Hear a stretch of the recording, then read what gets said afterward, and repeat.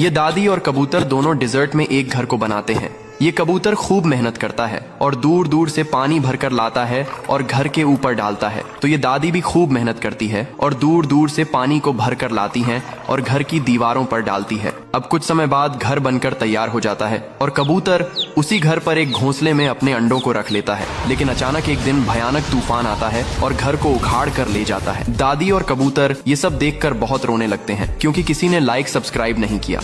जंगल पानी के बिना सूख जाता है, जानवर प्यास से मरने लगते हैं। कबूतर सबको बचाने की सोचता है। कबूतर को एक ट्रक दिखाई देता है। कबूतर को ट्रक से एक फावड़ा मिलता है। कबूतर देर किए बिना एक नाली खोदने लगता है। नाली खोदते खोदते कबूतर एक पहाड़ तक आ जाता है और वहाँ एक गड्ढा खोदता है और बहुत सारा पानी निकलने लगता है। अब नाली से होता हुआ पानी जंगल पहुंच जाता है। सारे जानवर पानी पीकर अपनी जान बचा लेते हैं। जंगल हरा भरा हो जाता है, लेकिन कबूतर रोने लगता है। फिर लाइक सब्सक्राइब नहीं किया।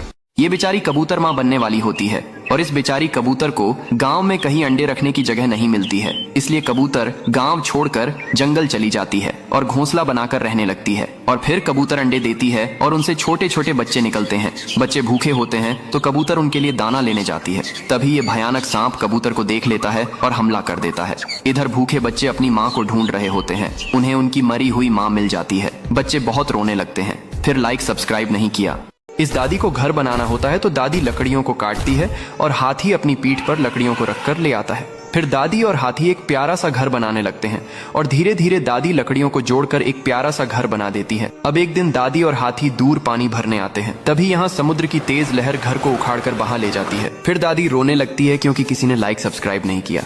दादी गन्ने का सारा जूस पी जाती है। फिर भैंस को मारकर भगा देती है। भैंस रोते हुए शहर आती है। तभी भैंस को जाते हुए अमरूद से भरा ट्रैक दिखाई देता है। भैंस ट्रैक को चलाने लगती है और दादी के पास ले आती है। दादी मजे से सारे अमरूद खा जाती है, लेकिन फिर भी दादी का पेट नहीं भरता है। तो भैंस को गुस्सा आ जाता है और भैंस दादी को उठाकर आसमान में फेंक देती है। दादी उड़ते उड़ते आसमान से एक आम के बगीचे में गिरती है। फिर बहुत सारे आम खाने लगती है, लेकिन भैंस रोने लगती है। फिर लाइक सब्सक्राइब नहीं किया।